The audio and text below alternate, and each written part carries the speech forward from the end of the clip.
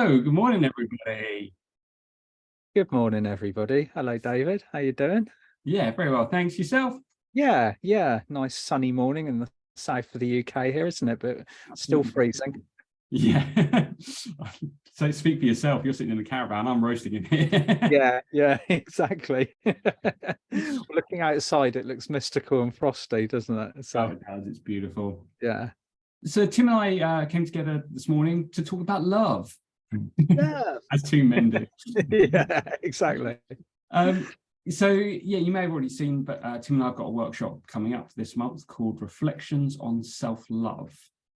And this is something we're both really, really excited about because it's such an important topic. And we were talking about this briefly yesterday, weren't we? But I think self-love is the ascension process. At the end of the day, we're trying to move. So the Ascension Toolkit by Tim Whild and David Essery defines ascension as the movement from a ego-based consciousness to a heart-based consciousness. And really that process starts with self-love. You can't truly love, you can't embody unconditional love, which is where we're trying to get to, until you love yourself. That's such an important part of the journey. So the ascension process is self-love, really. That's at the core of it. And this is one of the biggest challenges, especially light workers will struggle with, because we've come here for a path of service. I think all of us will know that on some level.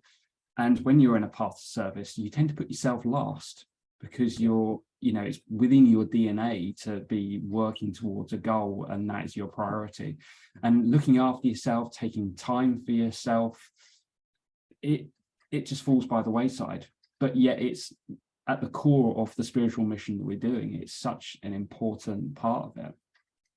And it's one that I've struggled with over the years, and I'm not going to sit here and say that I am a master of. I'm still learning on that. But over the last few years, I've come a long way with that journey. You have actually. In fact, I think you've been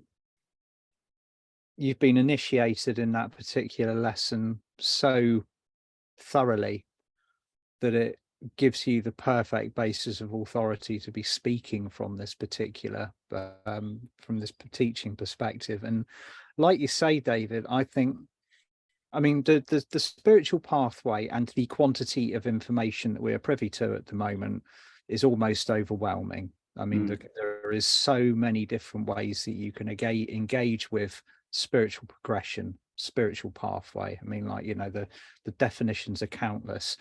But when you remove all of the exterior distractions or things that you can get taken in by, you are left with a path from fear to love. And ultimately, you cannot engage with true love until you love yourself. Anything else is the actions of a wounded individual. And it's one of the most difficult facets of the pathway. I mean, you were speaking about, that one of the biggest tests for us on the spiritual pathway is to actually give ourselves that love, to give ourselves that self-care and that aspect of that service. When, of course, we've been trained to engage as wounded healers a lot of the time, where we give before and gets to the point where we are going through the initiation of pouring from an empty cup. That's it. That's when things start to grind to a halt. Now, what's most interesting about the baby that you've come through with for this particular workshop is it's not just talking about self-love, it's actually going into the nuts and the bolts of it. And you want to work directly with the 33 chambers of the heart, David, don't you? Which I think is great. That's it. Yeah, for those of you that aren't aware, we hold within the heart chakra, there are 33 chambers to it, and each one holds a particular initiation that we'll go within throughout our lifetime. Certain lessons that we have to learn, and when we overcome those initiations, those chambers of the heart open up fully. And until a point that we become a master, all of those chambers are open, and we are embodiment of love, basically. And the guidance that I've received for this workshop is very much, we can now go into this and we can start clearing them out. You know, this is kind of deep, low level stuff, but this is completely, you know, can be transformative. You know, this could really bring a massive shift, you know, to go into these chambers. And Claire, the Elohim of Purity, has stepped forward to work with us on this. If you joined me on my Activating the Christ Light Within workshop, you will have worked with Claire. You'll know what an incredible being he is. He is a 12th dimensional being. He's about as close to God as you can get. He is, you know, you're right up the ladder, a really truly incredible being. And when he steps forward, you know, there's some important work to be done. So we're really, really excited to work with him on this. And, you know, Tim and I are really going to break down this subject. We're going to, you know, we've both learned a lot. We've both faced the challenges of this ourselves. You know, some of you probably don't know this, but Tim and I, our paths have mirrored each other pretty much exactly for the last few years. We've gone through pretty much the exact same initiations, the exact same challenges, and we've both learned a lot from this. So we want to try and share the knowledge that we have developed from that, and hopefully that will help. And we've also got a planetary healing that we really want to do, working with Glastonbury, which is the heart center of planet Earth. Yeah. And working with Venus, the cosmic heart, to try and help them. An upgrade is due, shall we say, for Glastonbury. And that will in turn then help the hearts of everyone on the planet and help push us forward on this ascension process. So we've got a lot planned. It's going to be a really exciting night. It is going to be an exciting night, isn't it? Actually, I'm looking forward to this. It's worth noting as well that we have these 33 chambers. Now, this, you know, for most of you, this is probably old news. You've worked with your 5D heart, you know that there's 33 chambers. But one of the things that both David and I have noted of interest over the years, that it's very easy to access the aspects of the higher heart. Everybody likes tuning into the cosmic energies. Everybody loves communicating with the angels, and this opens up these higher heart chakra aspects very, very quickly for us. Staying in it is another matter altogether, and the key to staying in it is actually opening the chambers of the lower heart. Now, this is where things start getting technical, because when you've got, if you divide the 33 chambers into 3 levels, you have lower heart, you have mid heart, and you have higher heart. The upper stuff, easy peasy. We can tune into that. We use crystals, we use our connections, we use our assistance from the angels, and it's also returning back to our natural state, which we do very easily. The human part, however, is the thing that is challenging all of us and that we have to get to grip with at the moment. And that means looking at the chambers of the lower heart and identifying more precisely the initiations that we face when we are actually engaging with that aspect of the core part of our ascension process. So that's where the fun begins. And that brings us back to what I was saying at the beginning about, you know, the ascension process is the transition from the ego-based consciousness to the heart-based consciousness, because those lower chambers are where a lot of the real ego-based challenges live. And, you know, that's the thing, all the problems that we're currently facing with this world, the greed and all of these other lower 3D aspects, they all come from the ego. You know, one of the things about human beings, and I won't say this as a generalization for everyone because I don't want to diminish anyone's path, it's not true for everyone, but for most of us, the most abusive people in our lives are ourselves.